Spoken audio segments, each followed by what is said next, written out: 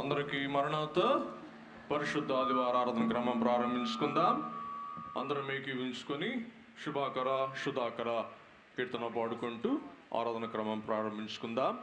దేవదేవునికే మహిమ కలుగును గాక. ఆమేన్.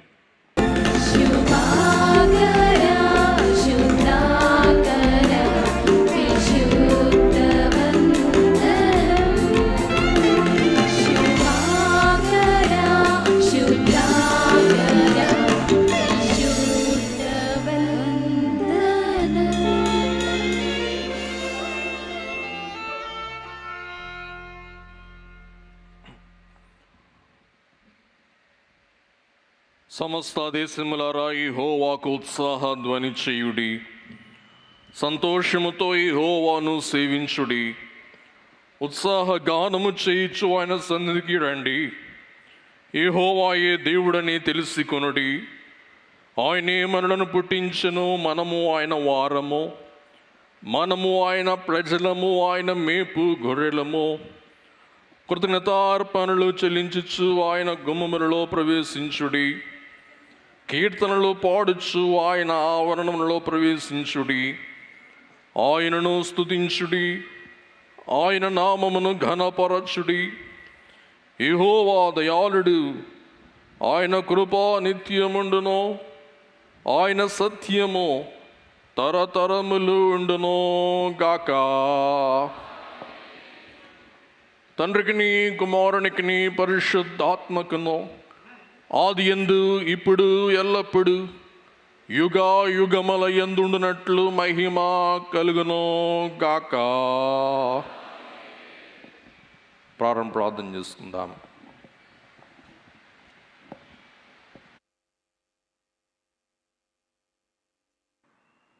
ఓ దేవా, తండ్రివిగాను కుమారుడుగాను పరిశుద్ధాత్ముడుగాను ప్రత్యక్షమైన తండ్రి, నీ ప్రత్యక్షత నిమిత్తమై నీకు అనేక స్తోత్రములు. ఇప్పుడు నిన్ను ఆరాధించు కృపా సమయము దయచేసినందుకు వందనములు. దూతలు పరలోక పరిశుద్ధులు నిన్ను స్తుతించినప్పటికీ మా స్తుతులు కూడా కోరుకునుచున్న నీకు అనేక స్తుతులు. నీవు కలుగ చేసిన సమస్త సృష్టిని బట్టి నీకు ఘనత కలుగుచున్నది. సృష్టి అంతటితో పాటు మేము నీకు నమస్కరించుచున్నాము. ఆరాధన పొడుగున నీకు కీర్తి కలుగునట్లు ఇక్కడ విషయములన్నిటినీ దీవించుమని ప్రభు ద్వారా వేడుకొనుచున్నాము తండ్రి.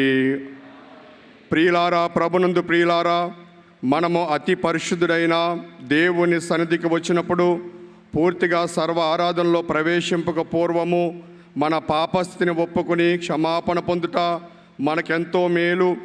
మనము పాపము లేని వారమని చెప్పుకుని ఎడల మనలో సత్యముండదు.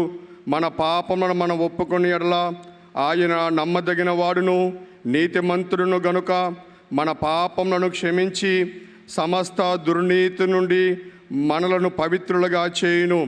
మనము పాపము చేయలేదని చెప్పుకుని ఎడల ఆయనను అబద్ధికునిగా చేయవారమవుదుము. ఆయన వాక్యము మనలో నుండదు. తన అతిక్రమాలకు పరిహారము నొందినవాడు, తన పాపమునకు ప్రాయశ్చిత్తం నొందినవాడు ధన్యుడు. యెహోవా చేత నిర్దోషి అని ఎంచబడినవాడు, ఆత్మలో కపటం లేనివాడు ధన్యుడు.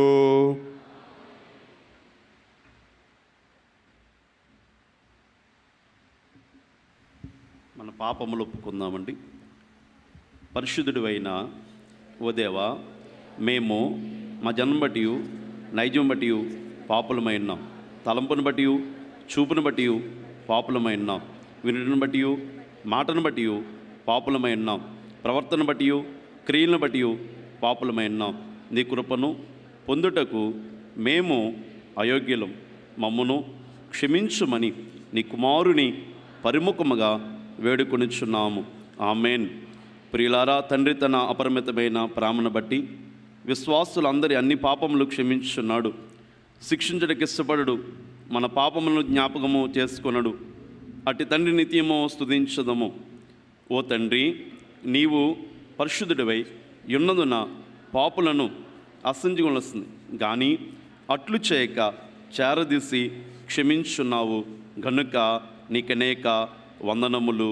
ఆమేన్.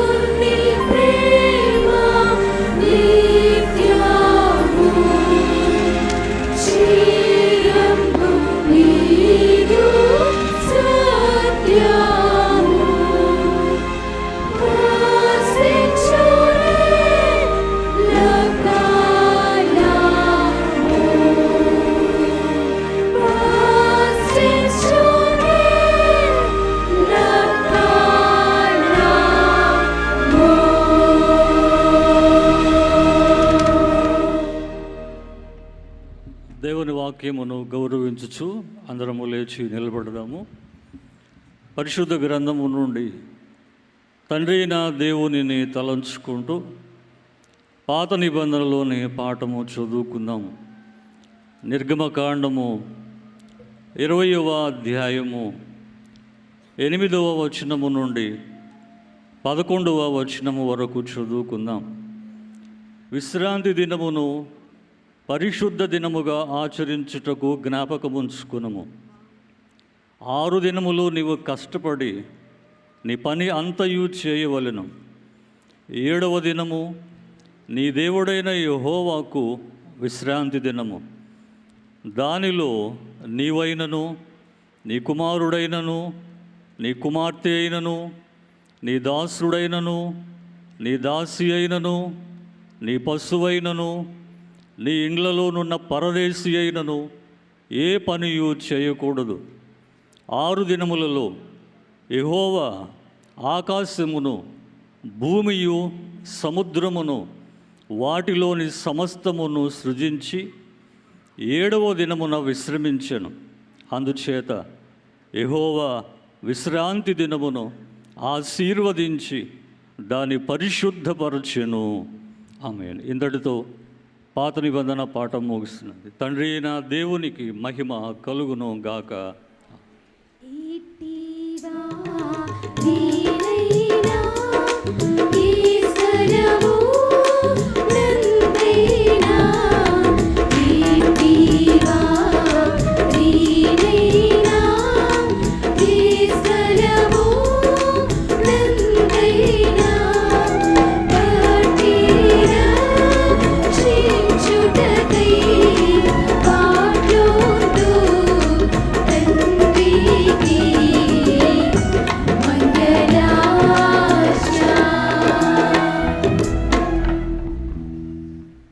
కుమారుడైన ప్రభుని తలంచుకొని మార్కు శుభవార్త 16వ అధ్యాయము 1వ వచనము నుండి 7వ వచనం వరకు చదువుకుందాం. విశ్రాంతి దినము గడిచిపోగానే మగ్దలేని మరియు యాకోబు తల్లి అయిన మరియు సలోమియ వచ్చి ఆయనకు పొయ్యవలెనని సుగంధ ద్రవ్యములు కొనిరి. వారు ఆదివారమున పెందలకడ లేచి బయలుదేరి సూర్యోదయమైనప్పుడు సమాధి యొద్దకు వచ్చిచుండగా సమాధి ద్వారము నుండి మన కొరకు ఆ రాయి ఎవడు పొర్లించునని ఒకరితో ఒకరు చెప్పుకొని చుండరి. వారు వచ్చి కనులెత్తి చూడగా రాయి పొర్లింపబడి ఉండట చూచిరి. ఆ రాయి ఎంతో పెద్దది. అప్పుడు వారు సమాధిలో ప్రవేశించి తెల్లని నిలువుటంగి ధరించుకొని ఉన్న ఇక పొడిచేవాడు కుడివైపున కూర్చునుట చూచి మిగిల కలవరపడిరి. అందుకతడు, కలవరపడకుడి, సిలువ వేయబడిన నజరేయుడగు యేసును మీరు వెతుకుచున్నారు. ఆయన లేచి ఉన్నాడు, ఇక్కడ లేడు. వారు ఆయనను ఉంచిన స్థలము చూడుడి. మీరు వెళ్ళి ఆయన మీకంటే ముందుగా గలిలయలోనికి వెళ్ళుచున్నాడనియు, ఆయన మీతో చెప్పినట్టు అక్కడ మీరు ఆయనను చూతురనియు ఆయన శిష్యులతోనూ పేతురుతోనూ చెప్పుడి అనెను. ఆమేన్.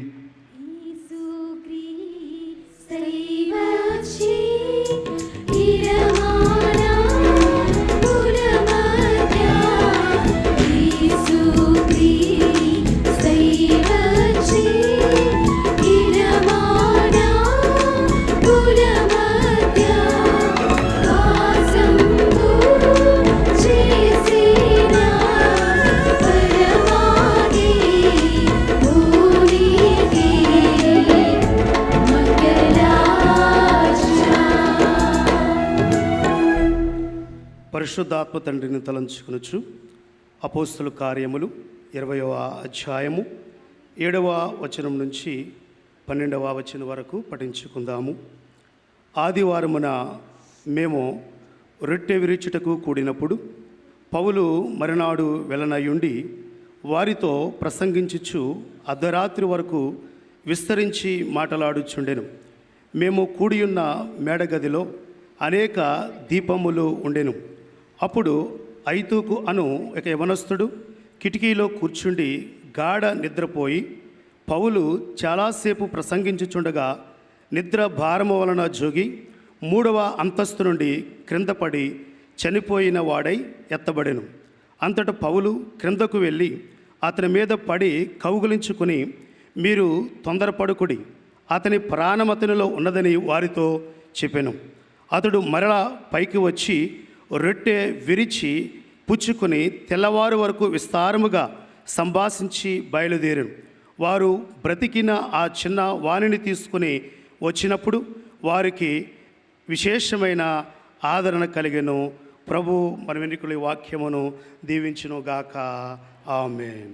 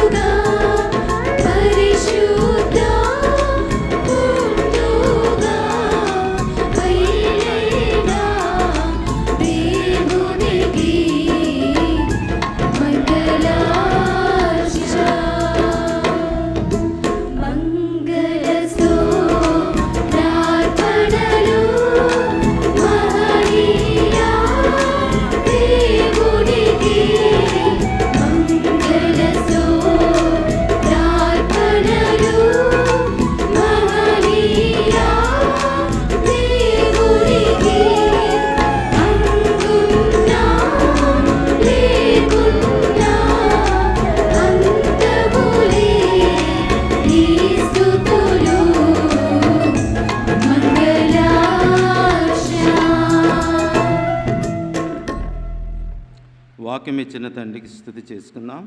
త్రియేకదేవుడవైన దేవా, భూమి ఆకాశం కంటెను, వెండి బంగారము కంటెను గొప్ప దానమగు నీ గ్రంథమును మాకు దయచేసినావు. కాబట్టి నీకు అనేక కృతజ్ఞతా స్తోత్రములు. నీ స్వయముగా మాకు చెప్పవలసిన మాటలని ఈ పుస్తకంలో ఇమిడ్చినావు గనుక నీకు మా వందనములు సమర్పించుకొనుచున్నాము. ఆమేన్. మన విశ్వాసమును ఒప్పుకుందాం. విశ్వాస ప్రమాణము. దేవుడు ఆది అంతము లేని దేవుడని నేను నమ్ముచున్నాను. ఆయన ప్రేమ, న్యాయము, పరిశుద్ధత, శక్తి, జ్ఞానము, జీవము, స్వాతంత్రత, సర్వవ్యాపకత ఈ మొదలైన శుభలక్షణములతో నిత్యము మహా తేజోమయముగా ప్రకాశించున్నాడని నమ్ముచున్నాను.